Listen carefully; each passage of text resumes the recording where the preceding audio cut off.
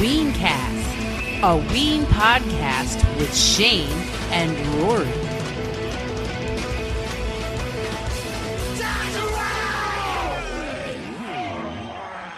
Hey, what's up? This is Shane.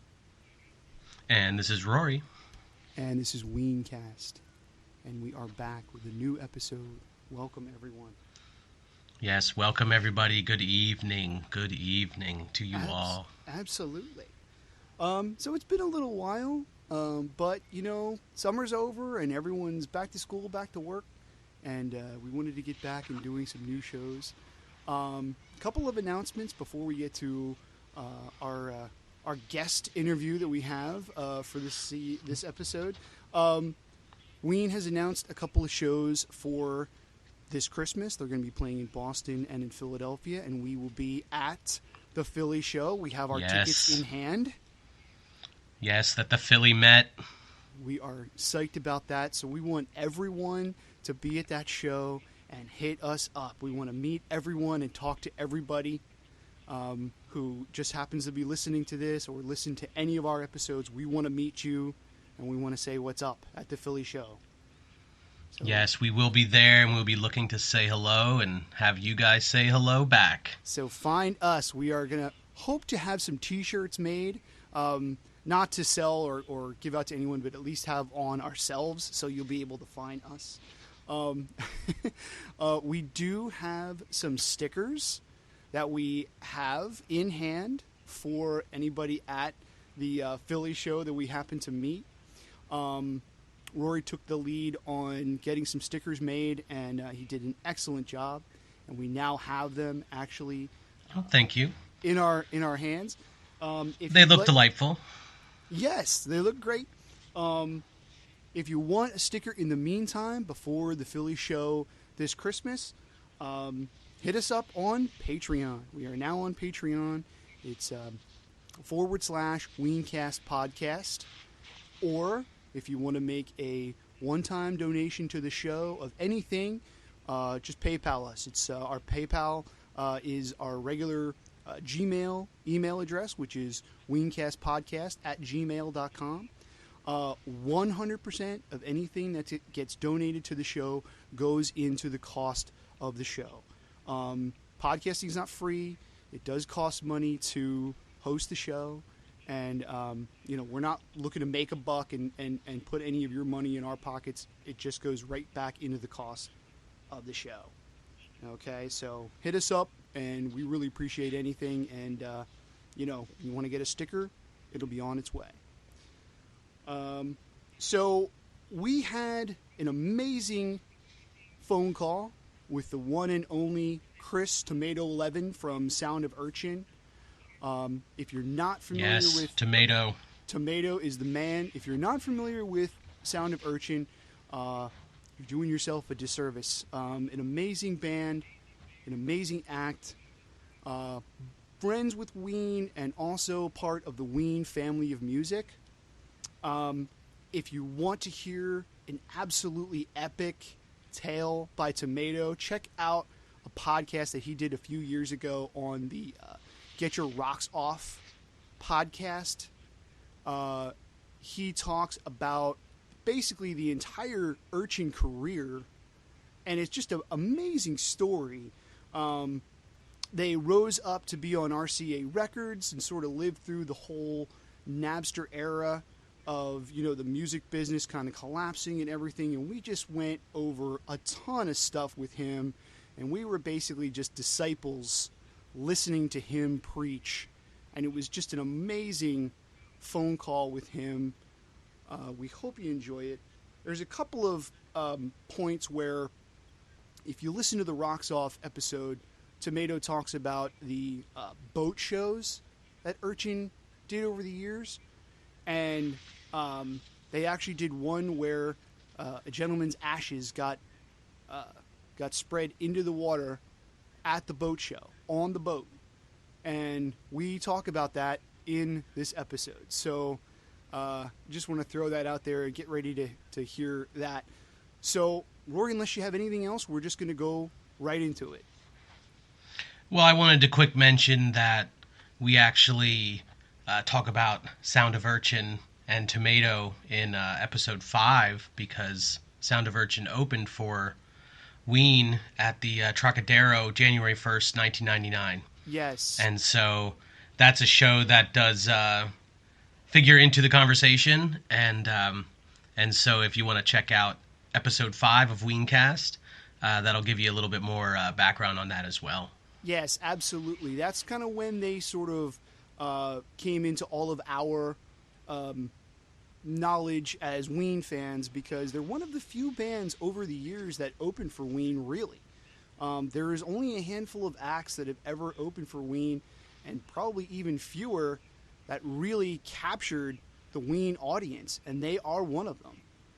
So we were just absolutely thrilled to talk with him. We want to thank him again for spending so much time. This is just going to be part 1 of what will be 2 parts, episode 1 and episode 2, of this amazing interview with Tomato, and we just had a great time talking with him. And so should we go to the call? Yeah, man, let's play the call. Let's go to the call. So we are on the phone with Chris Tomato Harfenist. Did I say that correctly? Yeah. Okay. Tomato, welcome to Weencast. Yeah, thanks for having me, guys. I'm sitting here in Central Park, New York City right now. Cool. That's where I am. Yeah, I have an event. I have a studio where I used to run my school, and it's an event space now. So there's an event at the space, and not to be at the space, I'm over here at sitting in Central Park, quiet and talking to you. Oh, okay. Well, what's late tonight? A little chilly out there? Actually, it is a little chilly. I don't like it. I like the fucking summer, man. I like the summer. All of a sudden, everyone's into the fall. Everybody. Yeah. I have a theory about that. In the 70s, this is the truth. In the 70s, everyone was into the summer. It was California dreaming. It was like California love. It was like blondes and, California surfboards and suntan lotion and all that. And, Miami or Florida. And now people are into the fall. I'm like, are we in the fall of our lives, of our existence? well, that means we got a couple good months left. You know what's funny? Next thing is when people are looking forward to winter. They're gonna be like, winter's the best. I get a little annoyed because most of the time during the fall I'm outside raking leaves. And, I love those commercials that are just like, oh, pumpkin spice and boots and sweaters. And I'm like, yeah, come help me rake my fucking leaves. Yeah. Then you can talk about, your pumpkin spice latte and, all that nonsense. Whatever everyone's into is cool. But it's just funny how all of a sudden, like, people are talking about Halloween and pumpkin spice in July. And, like, they can't wait for it. And it's they hate the heat. It's like all of a sudden they hate the heat, and I'm like, I kind of like being outside, But right, shorts weather, shorts and flip flops, kind of. Yeah, exactly. Well, we could talk about that all night, but let's talk about some merchandise. Yeah, man. So let's go sort of back to even like before the beginning. Can you tell us a little bit about your pre all that and the Brandy Alexander material? Because when I had first gotten into you guys, I think I had contacted you and said, like, hey man, like I want to buy, your albums. I want to buy, your early albums. And from what I remember, you had sort of like talked me out of it. Oh, really? No. Does that make sense at all? No, it doesn't make sense. I'm not sure, because did we not have any press at the time, or I can't remember. I can't remember. I think you might have just been like, hey, like this probably isn't what you're expecting or something. It was so long ago now. I don't know. Maybe I don't have any recollection of that or wanting to even do that, because really, that stuff is like, that's the like the original shit, and a lot of the Urchin stuff. Well, not a lot of it, but some of it, it came from that era. We redid a bunch of songs, but I can't imagine talking you out of it. But then again, I'll tell you something. It was a weird thing in the beginning because we kind of got known as at least in the very, very beginning, as obviously a comedy like hip hop act that was like, that was kind of like they would go, oh, they're like G Love and they're like Cake, and I'm like, those are great bands. I love Cake. Cake's awesome, but like shit, we're a rock band. And so maybe I was like kind of like having an identity crisis, like in some ways back then. I'm not sure, maybe I didn't want to disappoint people that just thought we were just goofballs, But, so what is the material that came before all that and Brandy Alexander? And were there actual like physical CDs of them made? Well, that's awesome that you know about that stuff because it's not something that most people know about or even talk about or have access to. But essentially, when I was just coming up in the music world, after college, like right after college, I was a drummer. That's what I do. That's what I thought I was. I am born to be a drummer. That's what I am. But like, I thought that's what I was doing, is just going to be a drummer for a band, get a good band and rock out. And, I've told this story before, but while I was doing those other bands as a drummer, I was making 4-track albums. And on my little Tascam 4-track with cassette, and I was just like kind of lost at like 22. I was just like out of my mind, lost in the city. Had just broken up with the relationship, this girl I was seeing for a bit, and it was real. Just I didn't know what the hell was going on in my life, and so I spent this whole summer writing music and making and recording this 4-track album, and so I made a whole album, and I didn't we pressed up cassettes.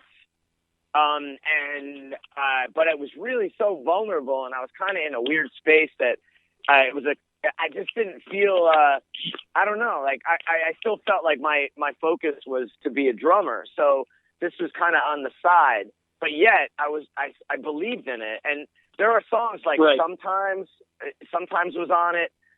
Great song. We ended up doing on the Diamond. Thanks, man. Yeah, that was a song on it. I'm trying to think if any others made it into the Urchin catalog. But then I did 3 other albums. I did that one was called 4 Fours from a Calendar Fan. Go figure, I don't know. That's a whole nother conversation. Then I made another album called Springtime Makes Me Feel. And then I made a 3rd album, which was a concept album, which is like one long like Yes song. And awesome. Kind of, and like, with all these different parts to it, this whole story called Earth Blanket. And then the 4th album was called Willow for Gasoline Alley. And that was a whole, like another full album. And that was like 1998 by that time. And really, which is just the funniest thing, is that I just didn't, I don't know. I just thought I was a drummer, and I thought like that my, I was enjoying playing drums, and that's what I am, a drummer. But I was writing this music, and I probably believed in the music more than I believed in drumming in other bands. Right. And then that eventually all worlds came together. That's kind of what happened. But The Door was from, which one? The 1998 4-track album. So you could say they were demos, but I took them really seriously. I played all the instruments, and I just crafted them, and not many people have heard them. Like, not many people at all. It's weird. I didn't play them to anybody. How is there any way for people to get a hold of that material? Well, and I'm asking for myself mainly. Well, now since I turned you down the first time, shit, I'll get them to you. But no, yeah. Maybe I should make them available. I mean, print up some CDs or just get them online. I really I haven't revisited them in a while, but there are some cool like Urchin tracks that made it into Urchin that were from back then, and it's kind of like it's kind of like me finding myself musically, and simultaneously I was doing the all that to Brandy Alexander in 1998, and right. playing in another band, and all of a sudden the Brandy Alexander thing was like the thing. But when we started Urchin, me and Mike, Barbie Smooth, it was Urchin was me and Barbie Smooth. It was Mike Hewitt, who was Doodoo Brown's brother, older brother. He was my good buddy. And we just were making music, you know. But we always had the idea that the band was going to be called Urchin. And then we decided to call it The Sound of Urchin because we wanted to kind of have it as as an open-ended, like, musical kind of genre thing, rather like the sound, you know, rather than just Urchin the band. It's going to be The Sound of Urchin and all the, because, you know, the music was already, even the stuff that we started making right after all that in the Brandy Alexander, and that we started playing live, was starting to get different. I mean, it was just, we were already a pretty diverse band at that time, even though Brandy's kind of like, you know, real, you know, funny, but real focused kind of slow hip hop. But, yeah, but yeah, I don't know.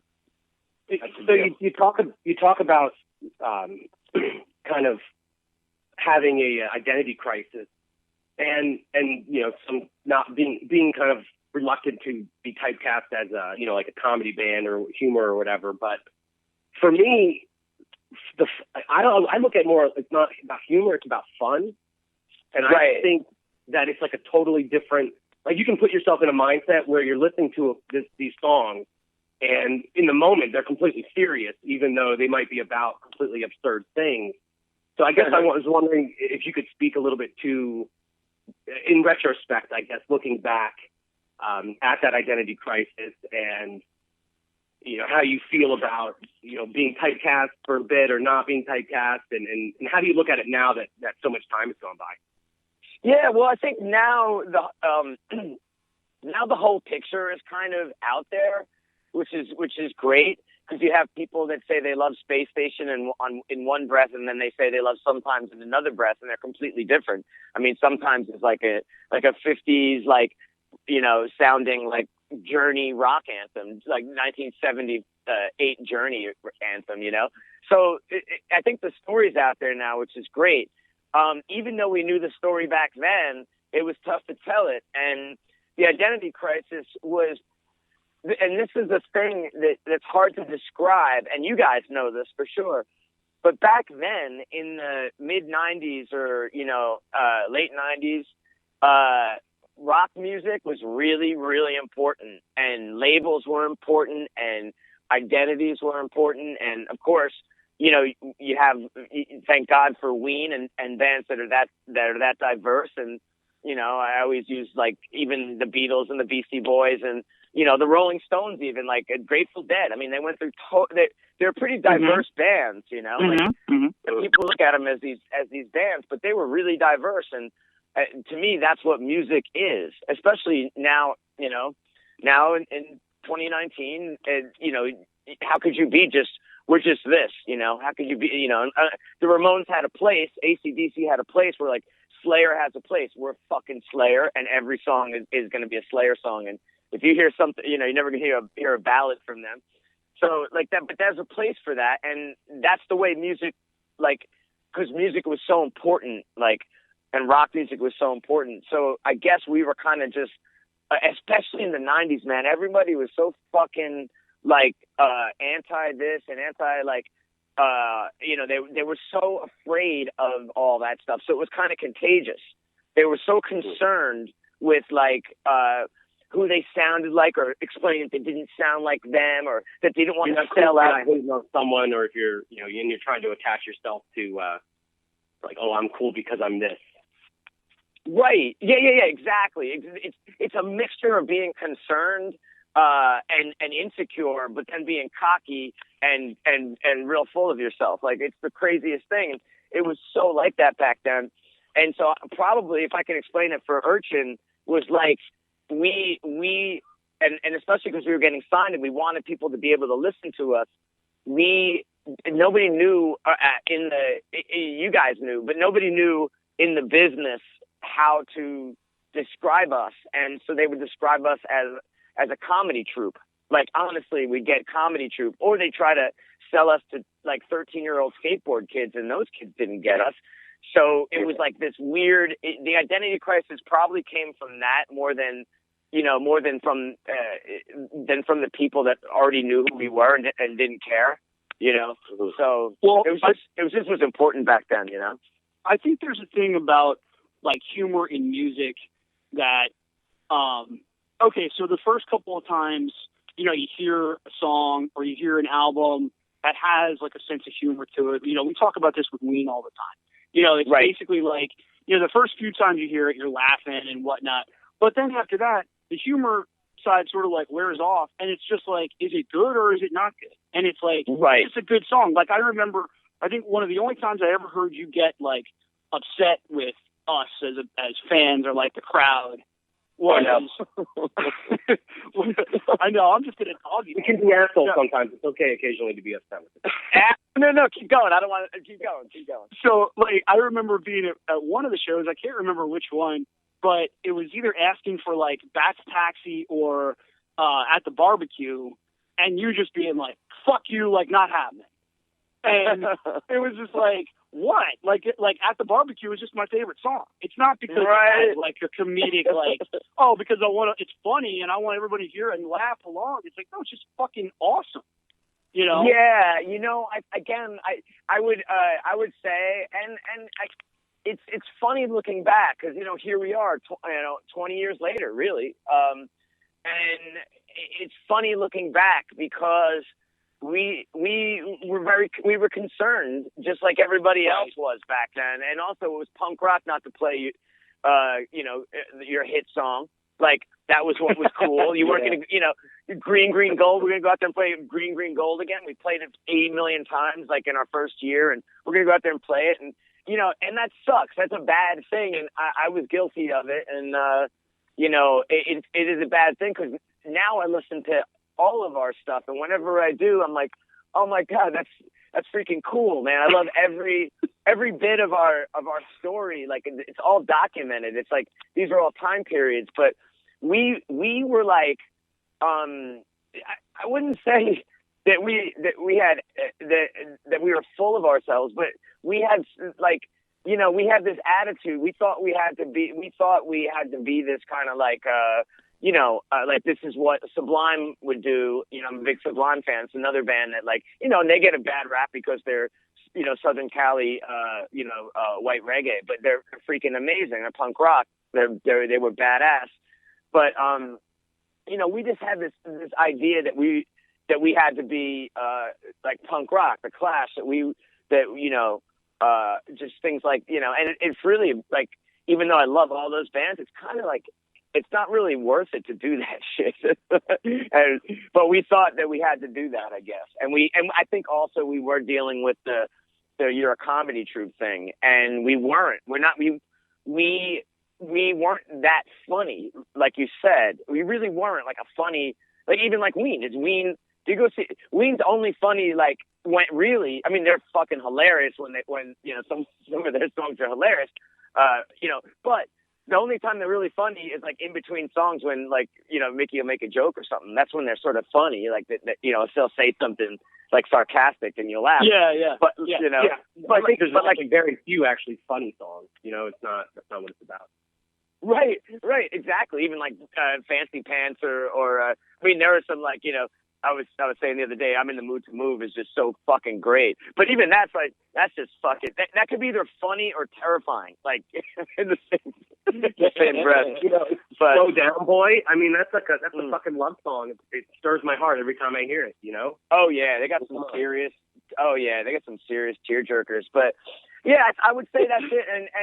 And again, I'm not chalking it up to the times, but I am. I guess it's just one of those things where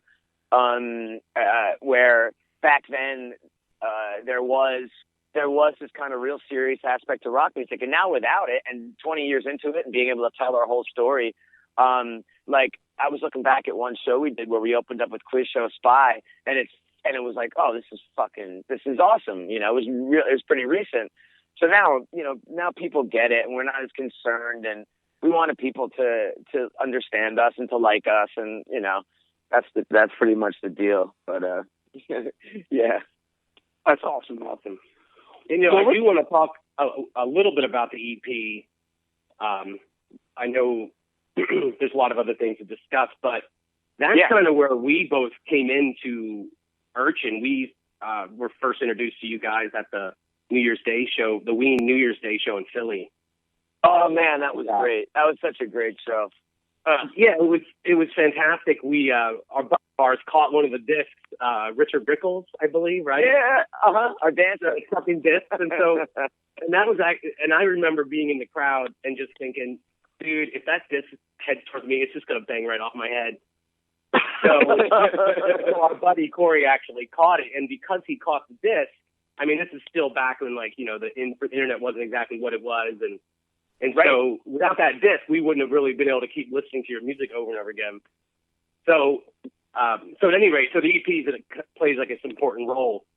Yeah, and, totally. But I was wondering about, so you're talking about some of these punk rock elements, and I'm just wondering about what the thinking is behind, or the inspiration when you're thinking about Richard Rickles, and it's your first big show.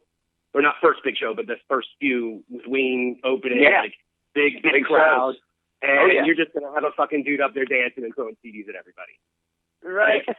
And I just remember thinking how punk rock and just I couldn't even believe that was happening in the moment, Well, it was so organic back then. It really was for us.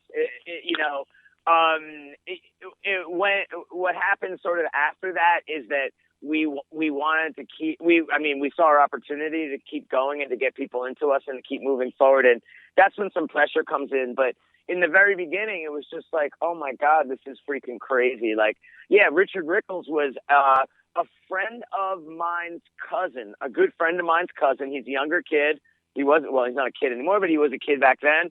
And we had this attitude that anyone that wants to be in the band can be in the band. And he got us our first show. He was a camp counselor, and he played all summer. He played his campers. There was a boys' camp up in the Catskills called, I forget what it was called, Blue Equinunk, Camp Equinunk. Yeah, that's what it was called. At Pennsylvania. No, I don't know. Catskills of Pennsylvania or something. And he got us our first show. So that's what got us to put the band together, which is just really funny. We had the EP. We were giving it out to everybody. Me and Barbie Smooth would go around. We'd go to stores in the East Village and give them the CDs. They played in the store just because we wanted to. It wasn't anything other than we wanted to get people to hear the music. I never did that before with the band because I guess I never was that into the music enough, or the band was never that into the music. They were just doing the thing. But we were way into it and wanted people to hear it because we thought this is some out there shit, and we were proud of it. And our friend's cousin, who is Richard Rickles, Wayne is his real name. Actually, the Richard Rickles name in the Brandy Alexander album, we had the whole thank you section, and every name on the thank you section is a made up name. And so, that was because back then you'd open up a CD and they'd have a fucking booklet of thank yous. Every guy in the band lists all the people that they're going to thank. It's the craziest thing. So we said, okay, we're going to have our big thank you list, and it's going to be all made up names. And the last name on the list is last but not least, Mr. Richard Rickles. And so he goes, can I be Richard Rickles? And we're like, yeah, of course you can. So anyway, he was playing the Brandy EP to all the campers, the kids, and they loved it. They just got it, and they learned all the words. So they had us play their color war event, the end of their camp color war game. They had us play in the gymnasium, and we didn't even have a band together. So we got Doodoo Brown on bass, who was already on the EP, and he was Mike's brother. We had Bill, who was just Doodoo Brown's roommate at Brookridge, and he just wanted to be in the band. And we're like, yeah, you're in. And then Wayne came up, Richard Rickles came up, and he danced and played tambourine during our show at the camp. and all the kids fucking sang every word to every song. And I was like, I've never had people ever sing my band songs, ever. And this is like 200 kids jumping up and down going, oh my God, Broccoli Rob. Kids are so genuine, man. If they're singing along, that's great. It was great. And and so 5 months later, we're playing the Trocadero with Ween, and doing that show that you saw. And we just wanted to get the music out. I know Richard Rickles, everyone has a story about like being afraid of getting hit by a CD. In the head. I'm sure I'm not alone in that. I remember him being all dressed up in like a suit, maybe, and glasses, or am I not remembering correctly? Yeah, I mean, dashing. I seem to remember him dashing, and the dance moves were eclectic and. Oh, completely. That's completely. He was like our Flavor Flav at the time, kind of. You need a Flavor Flav. Yes, completely. Well, can you tell us a little bit about your writing process? I mean, especially like from back then until now, or like from back then to you brought up the Diamond or like Rejoice. So like right. the original EP and some of like the earlier stuff from the first couple EPs seems like very like stream of consciousness kind of, I'm just going to flow and, just like whatever comes. Was that sort of like the take on it? Yeah, it was real stream of consciousness. I mean, even Police Helicopters was. So, there's a lot of stuff on You Are the Best that was stream of consciousness. That's, I think it's funny, a lot of the times when I'm making music, because my process is kind of like to, I write most of the basic elements of the music, and then I sing over every one of the songs is written as a demo, so I don't sit there and like write lyrics, or I don't sit there and like write out notes, or everything's like recorded. So and any Urchin song is demoed before the band gets it. Mm-hmm. And sometimes it's got like a sample, or sometimes it has like real drums on it, and sometimes the songs morph once the band takes it. But yeah, a lot of it is definitely stream of conscious. And then because I'm sort of singing into the mic when I'm writing the song, the demos are if you heard any of the Urchin demos, like that's the first time I ever sang those lyrics. It's not like I rehearsed them. So I'm writing the lyrics down, scratching them, and singing them at the same time, and figuring it out as I go along.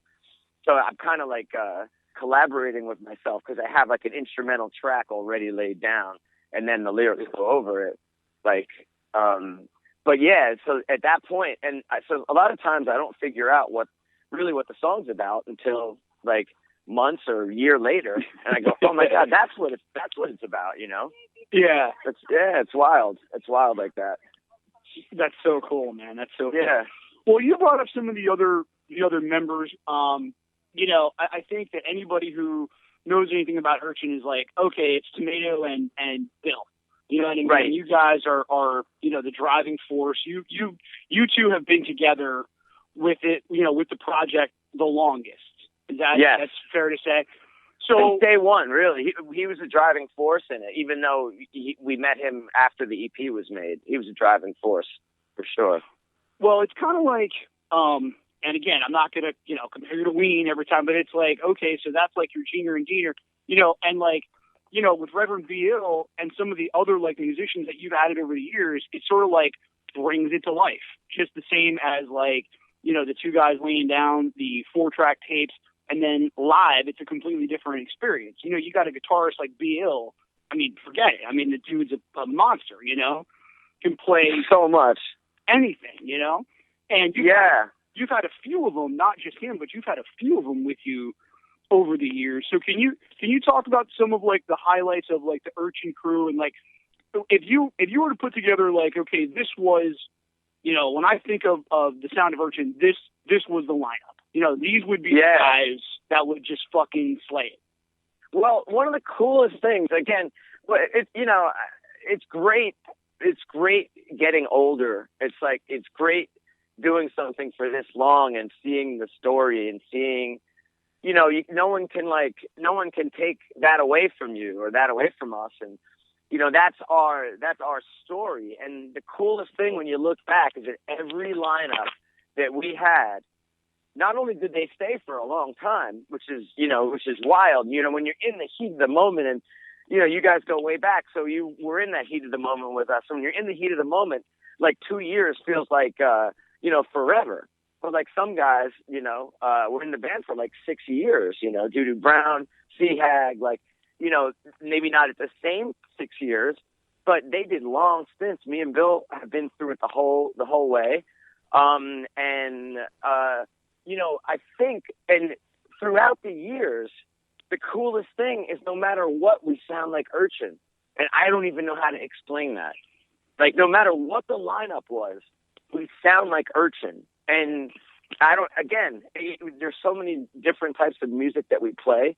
Obviously, just like styles in our songs. But, we, jumping around here, but me and Bill are huge Thin Lizzy fans. We love Thin Lizzy. And Thin Lizzy is all about having two amazing guitar players, And so we always had two amazing guitar players. It's Bill and then somebody else. And if you look at Thin Lizzy, they had that same kind of thing. They had Gary Moore, they had Brian Robertson, they had all these different guitar players that would come and play with Phil Lynott and Scott Gorham, and they'd always bring a second guitar player that was just a monster. We had Scotty, for the You Are the Best era, and Scotty Chalk, my good buddy, and he's amazing, like another amazing lead guitar player. And then we had Hollywood Scotty Chalk. Yeah, he was the Brandy Alexander era too. Exactly, he came in like right during that era. And he would just do the dual stuff. We did like Fearless Vampire Killers and back then, and Quiz Show, and it just would be this like, they pass off leads to each other. And then C-Hag joined, and he had his whole like even more wild stunt guitar stuff that he does to the mix. But he's also a great arranger. So C-Hag on the Diamond, he layered a bunch of different stuff on there, and that was really cool because he was all over that album, like layering shit.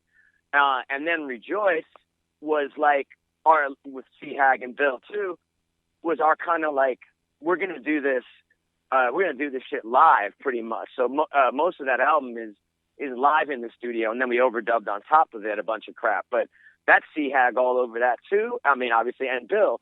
But that was when they were able to really, really talk to each other musically. So they were so in sync that we got to this point from touring and being together where they were so in sync and they were just fucking monsters. And then we had Chris Shepherd after that.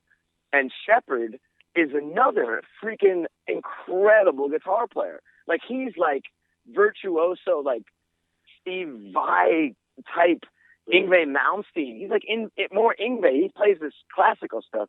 He really, like, C-Hag is warped Yngwie, and Chris Shepherd is pretty fucking warped too.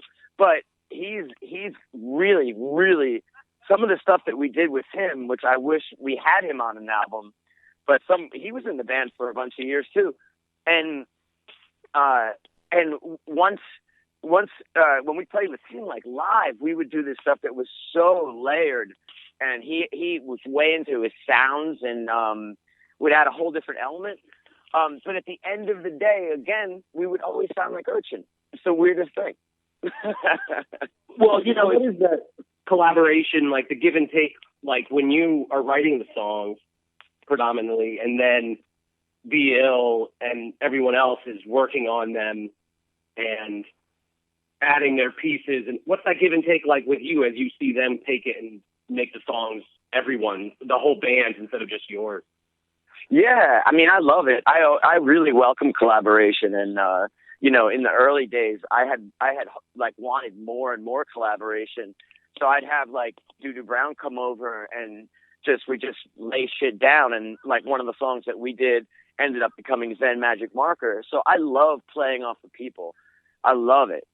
It's like, it's one of the greatest things because it allows me I know how to, I was just going to say, I know how to play with myself, but I know how to, I know how to play off myself. I know what I'm going to do. So I know how to like try to trick my mind to play off of it. But I know what my tendencies are musically. But with like Doo-Doo Brown, he'd throw something down like that bass line is that magic marker, and I put the melody do do do do do do do the kind of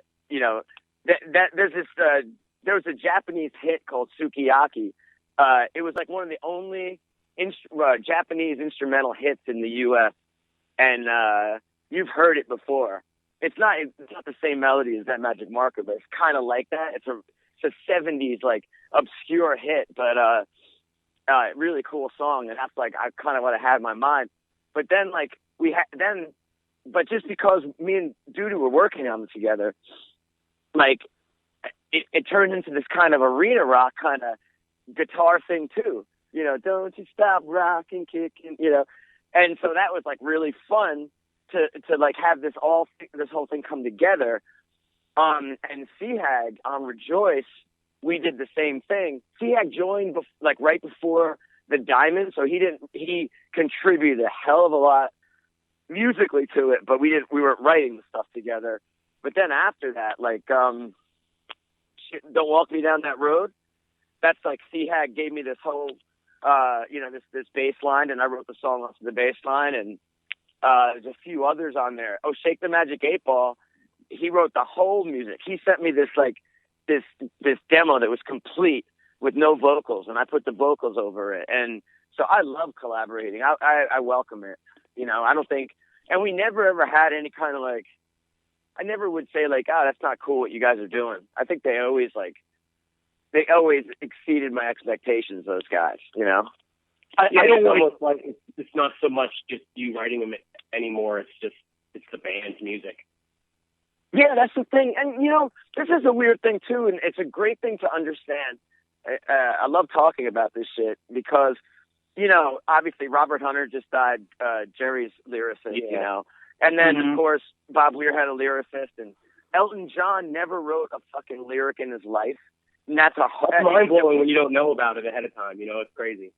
Exactly. Bernie Taupin. And when I tell people that, like, you know, my mom, or when you tell somebody that they've heard this music for life, and when you tell somebody that Elton John did not write one lyric, it's mind-boggling. It's mind-boggling. And I'll go as far as to say Metallica. I always make fun of Metallica. I love Metallica, but like I always say that they're like the White Stripes because they're a two-piece Metallica.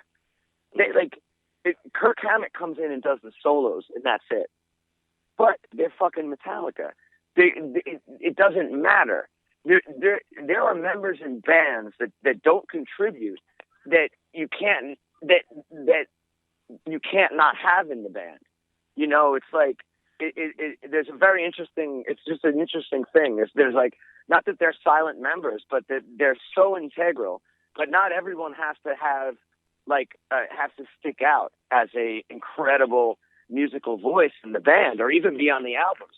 So you have Kirk Hammett that like fucking just comes in and lays down wah-wah leads, and the rest is Hetfield and Ulrich, the rest of the band, you know? Mm-hmm. And they write it as well. Like, don't they all just like do everything separate or something? Like when they're recording, I don't know. I didn't mean to take this different direction, but that's just no, not at all. Completely. I just heard that Pavement did it that way. That Malcolm has played almost all the instruments except for the drums for like the first 3 albums. And like I'm a huge Pavement and Malcolm fan. Huge. I think he is like one of the greatest guitar players of all time. But like you wouldn't think these things, but that's great to understand. And if you can understand that and be in a band.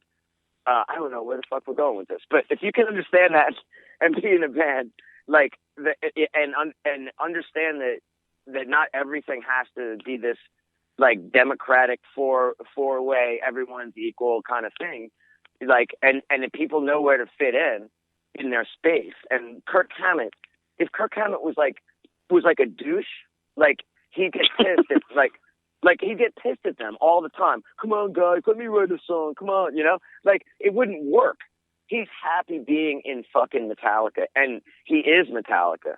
Like, I mean, right. just as much as they are. Yeah. It doesn't matter.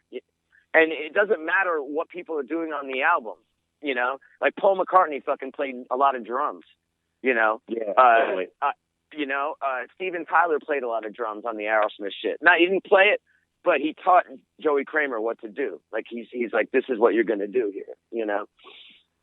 So, well, I sort of see you as like a Frank Zappa kind of character, because, and you know, I guess that sort of leaves like Beale out a little bit, because, you know, Zappa didn't really have another guy. It's like Captain Beefheart and Zappa or something. You know, like right. you know that if, you know, someone's playing with Tomato, they're fucking badass. You know what I mean? And you know, and you're gonna put the shit together. And it's like at the same time with Zappa, it's like, okay, well, who plays on that album? Okay, it's completely different than the last album, but it still is Zappa, and it's still right. awesome. You know, it just might be awesome in a little bit of a different way, you know? Right, completely. And you know, for Urchin, I always had the band dream. And, you know, like I said, we had that. We did have that for a while. I mean, you know, I don't think there's a better lineup. You know, I wouldn't say that one lineup is better than the next. But, you know, we had a solid band that I got to see get better. The CHAG era, we did so much touring that we got better and better. And that there's something to be said about that. I'm not fully down with changing members all the time, and it wasn't something we ever wanted to do.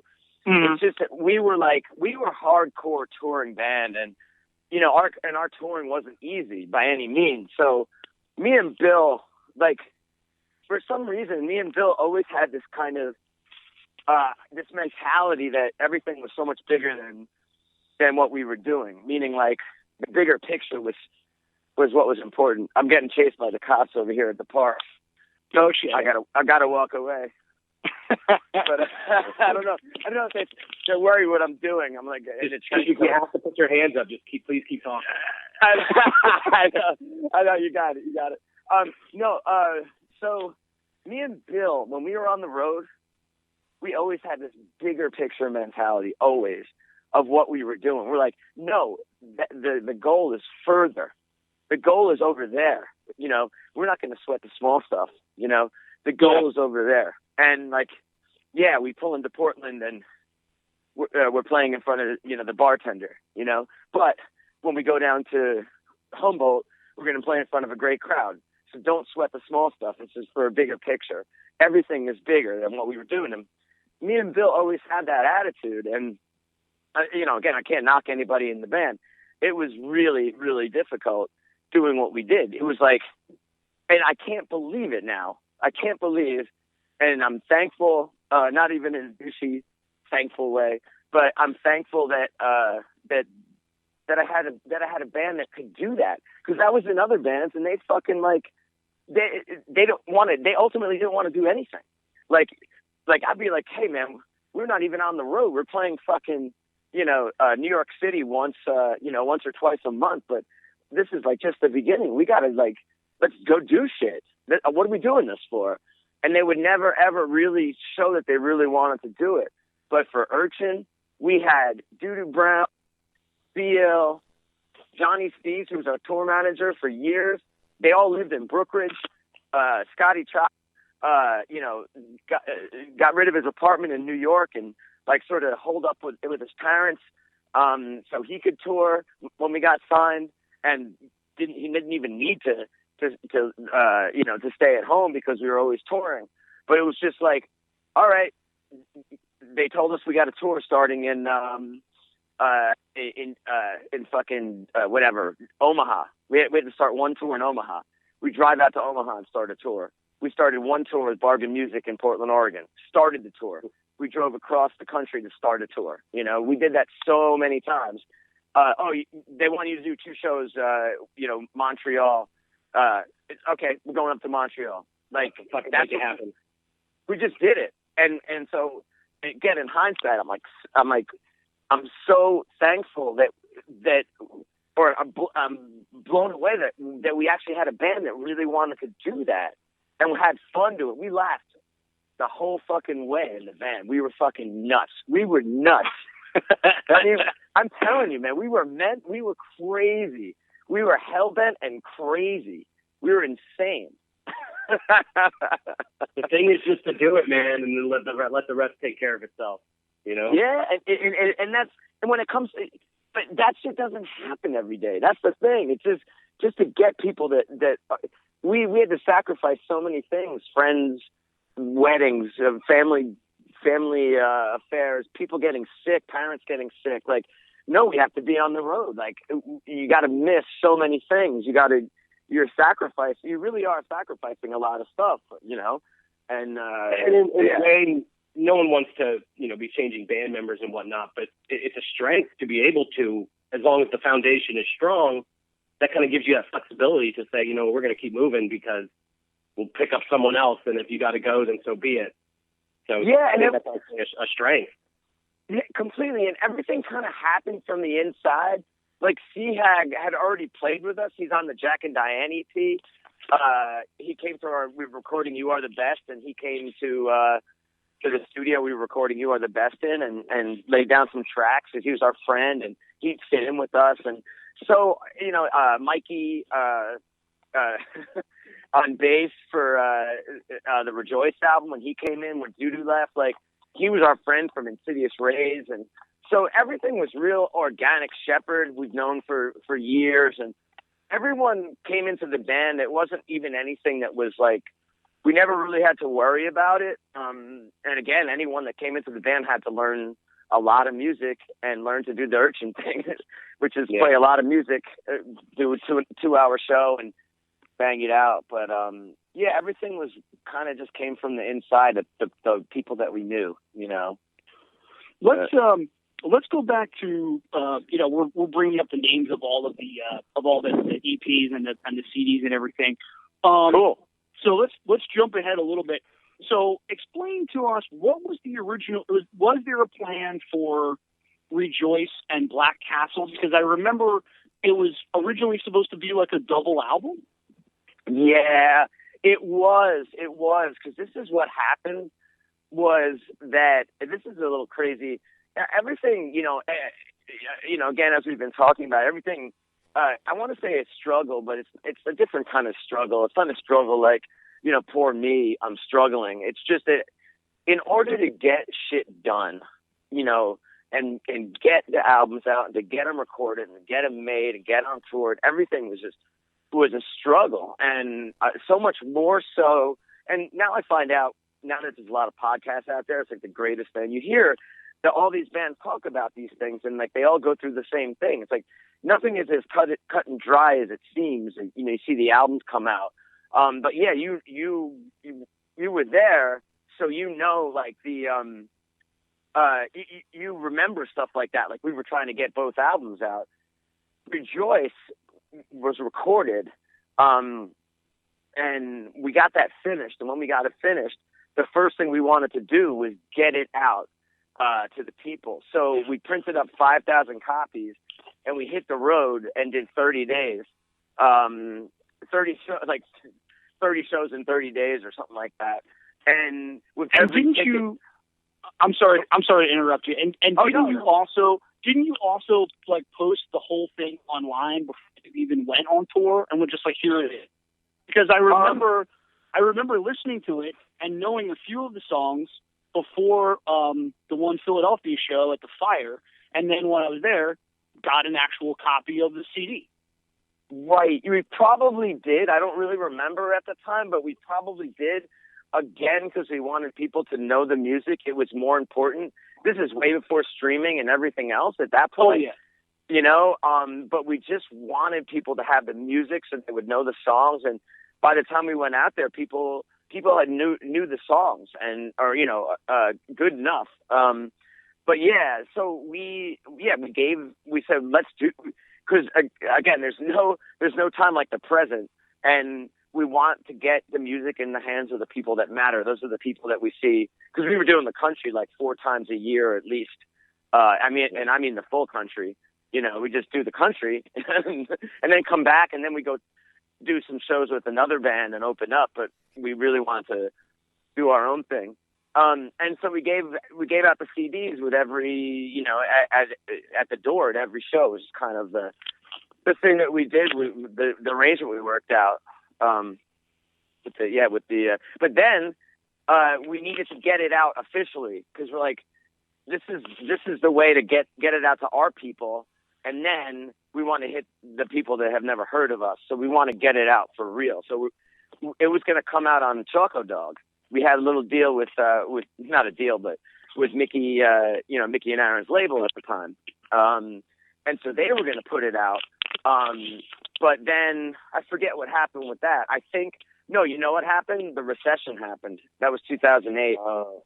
Yeah, and we had somebody helping us with money wise, and she lost a lot of money in the recession, like everything she had, whatever was happening back then. So we needed to get it out, and during that time, Black Castle was happening.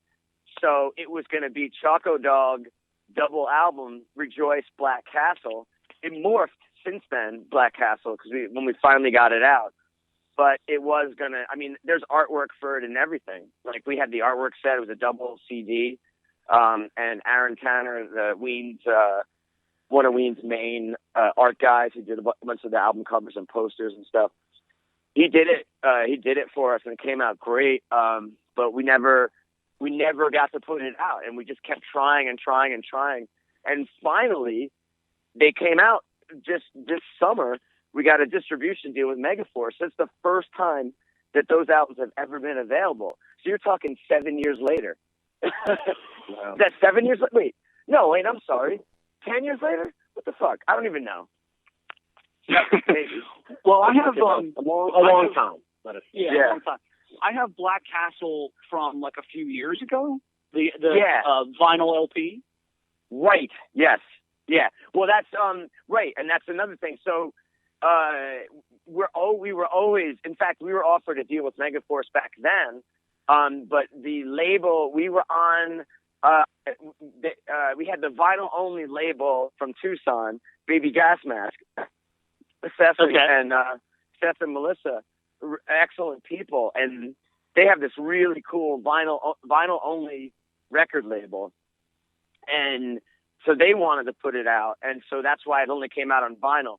But it wasn't available on for distribution, so it wasn't available on iTunes at the time. It was just on vinyl, so no one else could access it. Yeah, right. You know the shit. You know your shit. That's awesome. Well, do you like Black Castle? What do you think of Black Castle? Oh my God, I love it. I fucking love it. I mean, let's talk a little bit about the new releases of them, because I did get the Rejoice one. I have yet to get the Black Castle, but I'm just gonna get it, and I'll have both of them. Cool. So what is the digital material that comes with them? Is that just outtakes from the time that they were made? Yes, pretty much. The Rejoice ones, for the most part, are demos, essentially, for Rejoice. I don't think any of them are actual.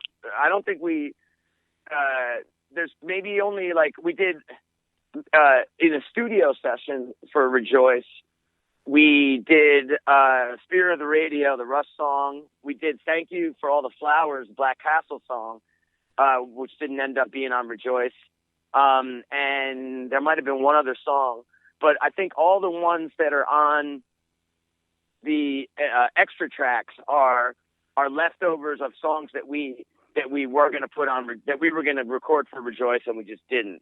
They were like the kind of leftovers, but some cool stuff. Rock and Roll Is True that's the song, and a couple others there. There's one on the Rejoice the CD that comes with it. I can't remember the title exactly, but it's Circling My Wagons, or My Wagons Are I can't remember the name of it now. Damn. But it's awesome, and I'm just like, man, why didn't this become something that was put on Rejoice or Black Castle? It's like just really cool shit. That's cool. Thanks. I mean, again, the want to get all the music out is so important, and it's just to get now to have Rejoice and the bonus tracks. Because if you get Rejoice on iTunes, you get those 7 bonus tracks. Same thing for Black Castle. So Black Castle has these bonus tracks, like a song called August the 17th, which is like a total acoustic song, and there's a few acoustic tunes, and it's just I want people to know the whole story, and we just have always just keep wanting to show people the full story. And I would imagine Ween kind of has that same thing, maybe, that they've always felt that way too, maybe. But the funny thing is that the story's always growing, so you're never fully telling the story. Right. More of an extended edition versus just shit off the cutting room floor.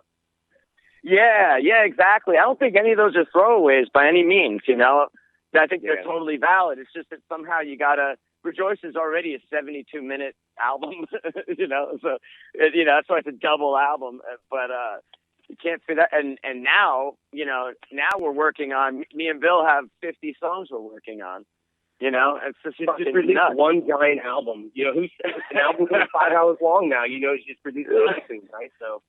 I know. 5 hours. Totally. Good idea. So you're hitting on a lot of different, you brought up iTunes and whatnot. So I guess my biggest question about the Urchin catalog from, all that and Brandy Alexander all the way to Black Castle is what do you actually have ownership to? I mean, now we know that there's a few things in there that were put out on RCA Records, the Orange EP and the Jack and Diane EP. Jack and Diane EP, by the way, is far overlooked. I think it's fucking amazing. It's short, but I mean, it's just so good. So what do you have the ownership to that you're able to say okay, I am able to release this on a new vinyl edition, or no, I can't because I don't own it anymore? How does all the fine print? What's all the fine print? Yeah. Well, that's something I think a lot of bands are going through these days, because back in the day they were making when they made contracts, it was bands were only together for 10 years, and then they were old at they were old at 30 when they turned 30. Now it's a different story. So now you have record labels that don't exist anymore, and RCA got swallowed up by Sony. So you are the best, and Jack and Diane EP and Orange EP are on Sony now, and we don't have access to them or rights to them. And the publishing, we're on EMI Publishing, which is another big part of it, because if you own your publishing, then you can license the songs out and stuff like that. But otherwise, we own our publishing on everything else, the Diamond, everything else. The Diamond recording is still owned by Hybrid Records, but Hybrid Records is now doesn't exist. So I think if we really found a way to get the masters back to us, we probably could. But I would think that we could probably release it on vinyl and they wouldn't care, the guys that ran it. But I have no idea. We cross that bridge then. But otherwise, we own everything else. Rejoice, Black Castle. Megaforce is just a distributor, so which is great. So they don't own the rights to it, but we own all of our publishing. So even that's more important in a lot of ways, because if somebody wants to use the Diamond's the songs off there has been in a bunch of different stuff, and that's cool. We can allow for that to happen. We don't have to check on it with anybody or give them any money. Are you under some sort of time constraint of you're the best and the other stuff, you will get them back at some point? I don't know. I have to look and see if You Are the Best gets reverted back to us. I have no idea how that works. We have a business manager that probably knows this stuff, but it would be something to check into for sure. But I I don't really know, especially because RCA doesn't really exist anymore. It's kind of just a logo. It's not really it's right. Like it's like a logo on I think the Foo Fighters are still on RCA technically, but it's not really. They might have a desk at Sony. But if you look at like You Are the Best, it says like it's on Sony Records, But right. Yeah, I don't know. But yeah, those are good questions. But we're just this is the first time, and it's a real great thing. And I've been a much happier person like since this happened. This is the first time that every single bit of Urchin material is available at the same time, like every single bit, And Totally. Rejoice, Black Castle, the extra tracks, Jack and Diane. There's like everything is available. And I'm not the biggest fan of streaming music because I think it's unfair how bands get paid. But at least people can access the music, and Spotify and Pandora us and iTunes us and Apple Music. At least people can get the whole picture. So there's no question, of what's going on, and it's really felt good to get to that point. Is there something that keeps like new fans emerging that you will hear from somebody? I mean, back in like the Ween era, when we sort of like latched onto you, that was probably. I don't want to say that was like your big break or anything like that, but that was probably what kept like coming up, like, time and time again. Oh, okay, well, I saw you guys open for Ween, because that's 3 big shows, that you guys played to, music fans, but is there something like over the years that people can say, oh, I found, You Are the Best at my record shop, or now with everything being online, oh yeah, I downloaded this on Spotify and I loved it. Now I'm getting the rest of it. Or is there something that you keep seeing like come up from new fans? Yeah, you definitely see it around, but it's the thing is, it's not as personal as it used to be because the Ween thing is so tight. So that's like the Ween thing for sure was our big break. And I mean, thank God for it or whatever. Like the fact that Ween, and Mickey especially, like took us into his world and shared his world with us. And, we toured a lot of other big bands, as you know, and didn't necessarily grab their world. We were, for some reason, the Ween thing was just always felt like home to us, even though we were put out there in front of the like the jam band scene. We were put out there in front of the punk scene and the New York fucking ambulance coming by. We were yeah. Yeah, here you go. All right. Oh, there's something going on. We were put out in front of the Tenacious D crowd. Where we got a lot of fans. We were put out in front of, we toured with Deep Purple and the Scorpions, and, but we might have made some fans through there a cracker, but in terms of our world, like it's been the Ween world, and that's just our lot in life, and so any new people that get it, no, I mean, it's the greatest, I can't, now obviously I can't even imagine, being a part of. I'd say the jam band scene has embraced us in a little bit of a way. Like, I mean, not the scene, but the fans a little bit more. I think if we played, we haven't played in 3 years, but if we played again, we'd probably start to play a little bit more in that scene, just because they're I've always had this sort of complex relationship with the jam scene. I'm certainly into several jam bands and whatnot, but I've always felt like I've always been a Ween head, and I've always felt Ween is like separate from the jam bands, and I guess a little bit like you, and not wanting people to typecast you. I always did. It was like, they're not a jam band. Ween's not a jam band. But I agree. But I want to, you mentioned Mickey bringing you guys in, and I actually was interested, and this is a Weencast after all. Right. So you figured we'd talk a little bit about Ween. Oh, But, yeah. I know that Mickey produced several of your records, and I was wondering what Mickey's like as a producer. Like, what's his style as a producer? What's that relationship like specifically with him, behind the production? Yeah, well, I mean, I've done so much with Mickey over the years, and of course Bill has too.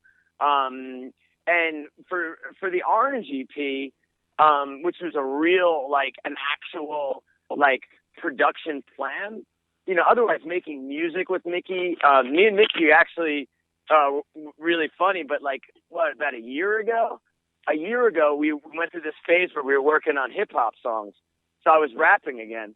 And, I think we played a few of them out, pooping my pants, at the Invitational. But, so making songs with Mickey in that way is something that's just like, he's always got the plan. And that's the thing about Mickey is when he has a plan, you go along with it and you're happy to go along with it. And he knows he's got it all. He's got it all like figured out in his head of what the plan is. And then you just go along with it. And it's like, fuck yeah, So is that, I'm sorry, go ahead. Oh, no, ask me a question for sure. I just was like a follow-up. I know, you talk about another podcast and whatnot, Brookridge, and everyone jamming all the time and jamming with Mickey. And so with you talking about how Mickey always has a plan, I was also wondering, not just what, like, playing with Mickey's like, but what's the jamming like? When you guys are just hanging out at Brookridge back in the day or even recently, it's like, what's that like jamming with him? Does he have the plan then? Does everyone follow? Yeah. Like, how does that work? Definitely. Well, he's kind of like, I mean, he's the guy, so he's like the music director and you follow him. He conducts what's going on with his guitar and with his playing. And he is in command and he does have a plan, and that's very important. Music and rock and roll and especially rock and roll music, it's all about commitment. It's like commitment to a band. It's commitment to your instruments, commitment to a song. The band has to serve the song and be committed to it. It's commitment to knowing what the song is, knowing the plan, going all the way in. And that's the thing about Mickey, which makes him so great, is he's so committed. And committed doesn't just mean like committed to, being a working musician. It's again, committed to the song or the playing. And even when you're jamming, he's showing you where to go, and you can take him somewhere. But he's probably going to tell you where it's going, and it might not be. It'll be with a nod or with with his movement, with his guitar or a sound, and you follow it. And the Orange EP was the one again that was like a real like focused production. Like he was signed on as the producer, which I don't think he's done much as a real, other than his own stuff. And of course, Ween, he produces Ween, if you want to call it that. But, he had the producer has the plan, and the plan was that we're going to make this album sound like we did some, this is like the greatest plan too. And we never sort of did it like that again, but we should have, like with every producer. What he had us do is he had us record something like 12 or 14 songs in one day. And we recorded them at Greg Fry's studio. This was not the Orange EP, or this didn't become the Orange EP. This was his pre-production idea.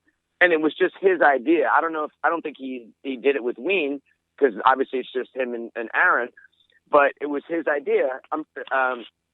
So we recorded at Greg Fry's studio, Ween's old manager, and Chris Shaw was the engineer. Now Chris Shaw was the guy that did White Pepper, and also Chris Shaw did the first Weezer album, the Blue Album.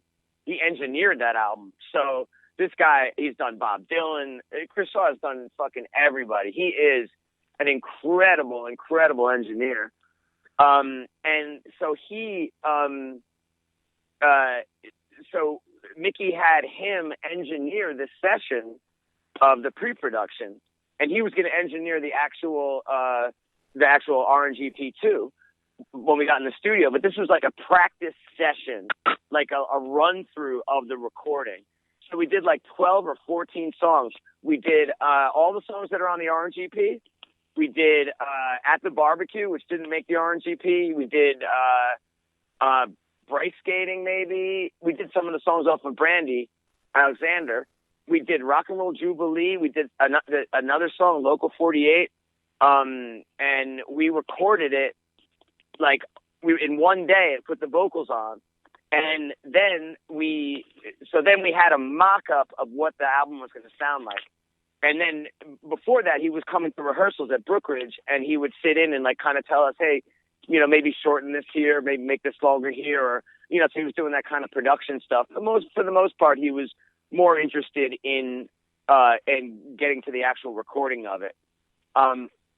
So we listened to the 12 or 14 songs. We picked out the ones for the RNGP because we could only have a certain amount on there. And then we went and we recorded it. So when we recorded it, we had a better idea of what we were going to do in the studio because we had already recorded the songs in a day. And then so they're like ready to go, basically. Yeah, they're ready to go. We recorded it. We mock recorded it, and those came out really good too. Chris Shaw did it in one day. I mean, the Weezer Blue album is one of the best sounding albums like ever, still to this day. It's a phenomenally recorded album, and that's Chris Shaw and Rick Ocasek, you know.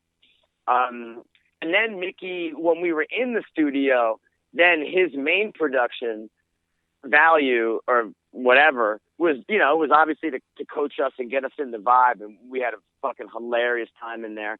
We once took we pranked the poor studio assistant, this kid.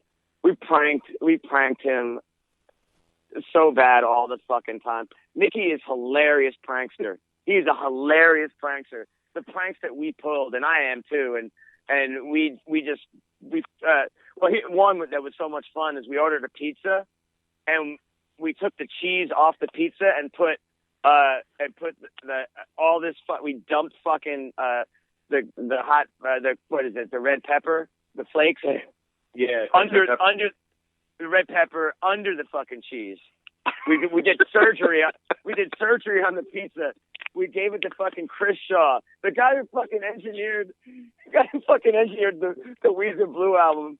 We gave him a fucking and the studio assistant. We gave him fucking we fucking burned his mouth off during the sessions. That's all good fun. Oh, it's freaking amazing! It's hilarious. He loved it. He was cracking up.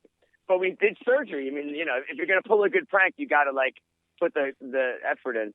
But while we were recording the RNGP, Mickey was big on adding sounds to it and really crafting the stuff, like keeping it was a basic band form, but he had all of his tools. Like he had his keyboard with weird sounds and his talk box and all his different tools that he used to put it in the mix. And so he was real hands on. We had a blast doing that. And you got to have a keyboard with weird sounds. Like you got to have that somewhere. Yeah, and of course it was like a Casio or something. It was like a real weird like old Casio that had all this amazing sounds. Yeah, completely. But that's in there. The album is pretty much a rock album, but if you listen to it, you'll hear all that stuff in there, and you'd be like, oh yeah, there it is. There's some cool stuff in that. That's a cool sounding album too. It's there every time you listen to it. Yeah, exactly. And Chris Shaw did the Diamond too. He engineered the Diamond too, or mixed it, and that's why it just sounds so good. The guy's just like, he's such a good engineer. He's the real deal. This concludes part 1 of our interview with Tomato 11. Hope you enjoyed listening to the conversation, and come back for part 2, which should be released shortly. Don't forget to check us out on Twitter or Facebook or YouTube or Instagram or wherever the heck else we are. We're available on iTunes and Google Play. So check us out. Give us a shout out. If you've been to any of these shows that have been coming up in this conversation with Tomato, please reach out to us. We'd love to hear from you. If you love the podcast, please consider checking out Patreon. $1 a month or $5 on PayPal would be awesome, and we would love you forever. Every penny goes back into the podcast, and we appreciate everyone's support. So, also, don't forget we got the Philadelphia Metropolitan Opera concert in Philadelphia coming up, and we are going to be there. So please reach out to us if you're going to be there. We want to meet the fans. We want to get the fans on the podcast and get some shout outs going on. So we're going to be there, and we're going to have stickers. So anyway, we will get you back with the second half of this interview in the next couple days. Take care.